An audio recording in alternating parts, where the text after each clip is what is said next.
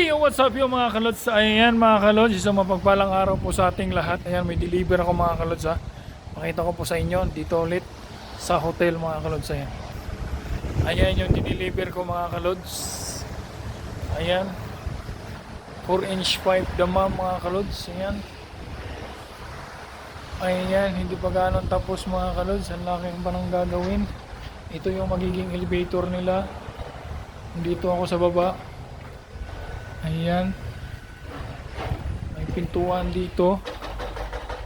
Ayan, kwarto, marumi pa mga kalods. So ito, tatambakan din nila to mga kalods eh.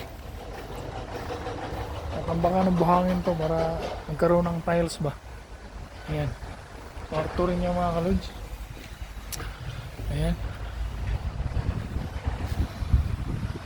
So, ang weather dito sa Sabtalalaya mga kalods is umuulan. Ayan. Umuulan mga kalods. Ayan yung weather dito sa Sabtalalaya. Ayan. Ayan yung mga pipe na 6-inch mga kalods, binabaon nila. Ayan yung daanan ng mga dumi. Tapos papunta doon sa drainage nila. Yan yung tangke ng tubig mga kalods. Ayan. So ayan mga kalods, kung nagustuhan nyo itong video na to, follow for more.